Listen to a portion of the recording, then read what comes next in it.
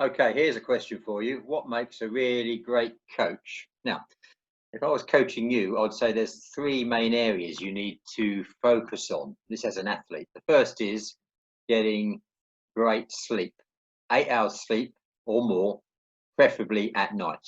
Once you've got that in place, you think about good food and nutrition. And only once you've got those two main areas sorted out, then you can start thinking about getting some good quality training and progressing your physicality and your paddle skills. Okay.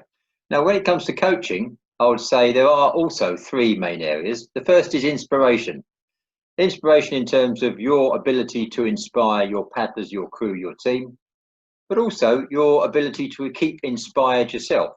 Once you've got that, then you need to orientate yourself and your team towards whatever your team goals are, your micro goals, your macro goals and objectives for the year or for the training period. And once you've got those in place and people understand those, then you can start getting to work in terms of the perspiration side of things. So, like I say, two other preparation areas before you actually get to work with the business of paddling. Now, talking about coaches, lots of different coaching styles. I prefer the method actor rather than the Hollywood star. Let me explain that. If you remember John Wayne, the cowboy actor, the military actor, whatever. If you remember him, he was a Hollywood film star, dead now. But whatever role he played, he was John Wayne. He was John Wayne the cowboy. He was John Wayne the Green Beret. He was John Wayne this, John Wayne that. It was John Wayne playing somebody. Think of Daniel Day-Lewis, the method actor. He goes into character, so I hear, some weeks beforehand. So when you watch Daniel Day-Lewis being Abraham Lincoln, he is Abraham Lincoln. When you watch Gangs of New York, he is a butcher in New York. When you watch Last of the Mohicans, he is that character. That is the sort of coach I prefer to be, somebody who is not just playing a role. I'm not talking about doing that, in role, understanding what is required of them and delivering it. So we're not changing people to be like us. We're not creating people to be a tribute act of Tim Smith or whoever. What we're doing is working with people to make them great in their own right. Okay. And that's a fundamental difference. Both of those different systems work, but this is the one I prefer, where we're working with people, understanding the way they work to make them individually great and not reflect the greatness of the coach. Okay, that's my particular style, and that's the perspective that I'm coming from. So when you go on a coaching course, any coaching course will have an element of this. Early on in the proceedings, I say, what makes a really great coach? What makes a great coach? What are the basic coaching skills? Most coaching courses will pose this question and then move very, very quickly onto more important factors or more important topics, inverted commas. Okay, it'll get passed over and it won't be given the importance it deserves. But I think this particular question, why you coach and what makes a good coach, is fundamentally important to what you do. Most people can learn a technical skill, a drill, a procedure, an exercise, but how you put that across, how you inspire people and motivate people to do it because they want to do it rather than you make them do it, is the key to being a great coach. So, like I say, learning skills, simple skills and reproducing them, well, that's great. And lots of people do that. And that's a lot of very valid for people to do that. But does that make you a great coach or just a tribute act? If I show you some skills and drills, how to paddle, where to put your feet, where to put your arms, how to use your body, and you just reproduce parrot fashion what I or another coach does, are you a great coach? Are you a good coach? Are you a coach tool, or are you just a tribute act? Now, you need to be reproducing what you're seeing, if it works for your particular crew with the various adaptations. But like I say, being a great coach, in my view, is more than that. Go on the course, learn your basic skills, and then really learn what the business of coaching, in this case, Dragon Boat, is all about. So you need the course, yes, you need the tick in the box, and you need the experience as well. Okay. This individual, Lao Tzu, Lao Tzu, Lao Tse, different transliterations, is a Chinese philosopher. He was actually the founder of the Tao religion, Taoism, and he lived 2,600 years ago, thereabouts. I think he died at a great age, as you can see from that that sort of schematic, that picture of him. He said, amongst other things, lots of great quotes from Lao Tzu. A leader, or a teacher in this case, is best when people barely know they exist. When their work is done and the aim fulfilled, the people will say, we did it ourselves. So the teacher, the leader, is an enabler, not a film star. And people are aiming to be great, good, proficient because of what they've been shown in their own right, rather than just reproducing purely what the teacher or the leader is telling them.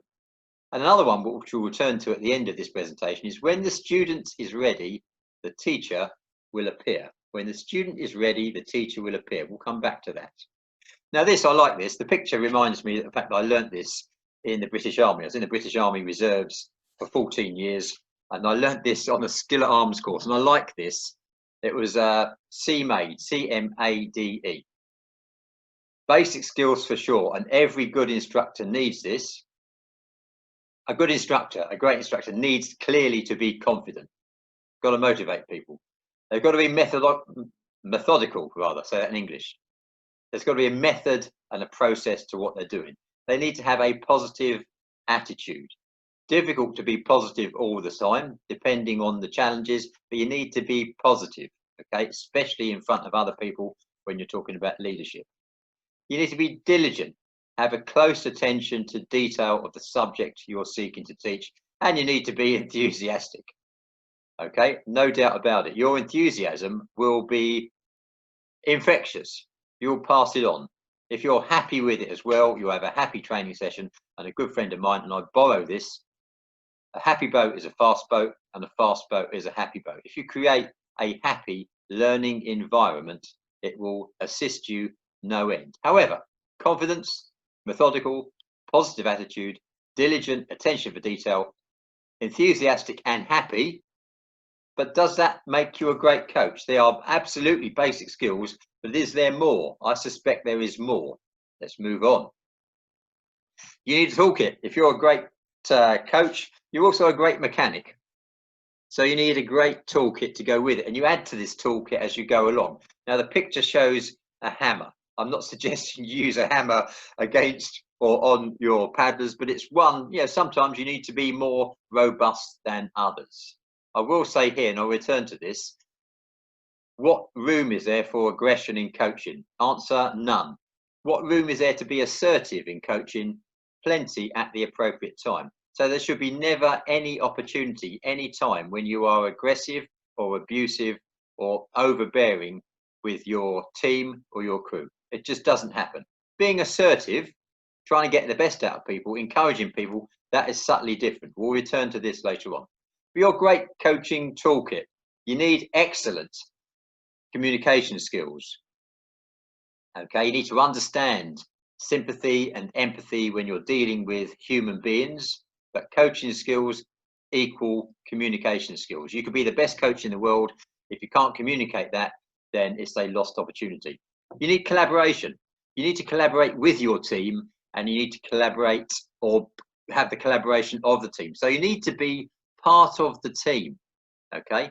Part of the team, one step removed maybe, so you maintain not authority, but a very slight distance. But sometimes it's better to be in the team and sometimes step away as well. So you need to vary that in the same way that you would vary a leadership style. Sometimes your leadership style is down in the boat next to, side by side with somebody, showing them step by step. Sometimes it's a further step back, leading and directing from the front.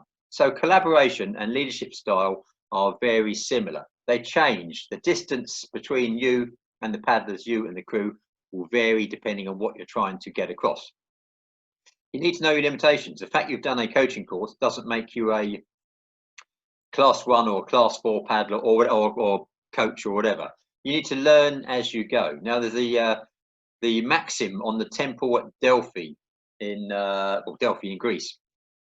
Know yourself, know your limitations, don't make promises you can't keep. It's in Greek, but that's the transliteration of it. Know your limitations.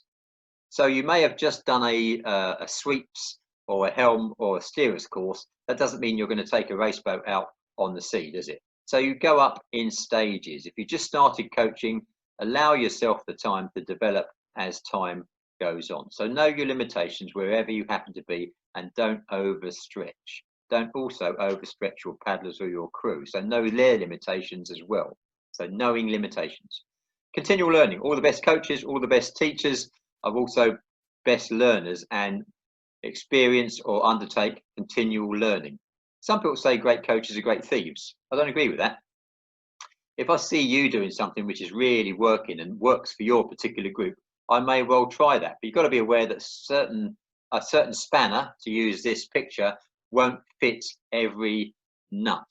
So it may be a tool in your toolbox to be learned or used appropriately, but one particular style, one particular spanner won't fit every nut. However, if you have tried something and it works for you and we share that, then I will probably use that with mine. I'll adapt it and I'll obviously give you credit for that as well. So if somebody gives me a good idea, I'll always acknowledge that. Okay, and that's really important as well. It's respect between coaches. It doesn't have to do that, but being a good thief, that suggests that I'm going to steal something off you, and I'm not into that. It's the same process, a slightly different context or representation. Continual learning. So you need to keep yourself in contact with the learning process. That's what I'm talking about here. You need experience. Now, you don't have to be an absolute expert, but you do need experience, current and often historic, of how the sport is portrayed, how the sport is practiced and pursued, and how training is practiced and pursued. What's learned, what's worked in the past, what's worked or works less well. Okay, so you need that experience, that depth, and people will respond to that. But being a great coach from 10 years ago and never developing is not going to cut it into the future. Okay, so you need to keep current, and also you need to have some provenance, but you don't have to have 50 years of coaching to be recognized. You could be a very young coach, and in fact, I could think of one, my son actually, who is an excellent coach. He's got excellent communication skills, and he's only been doing the sport for a relatively short time. But he's still an excellent coach, but he would be one of the first people to acknowledge that as time goes on, he can improve. Okay.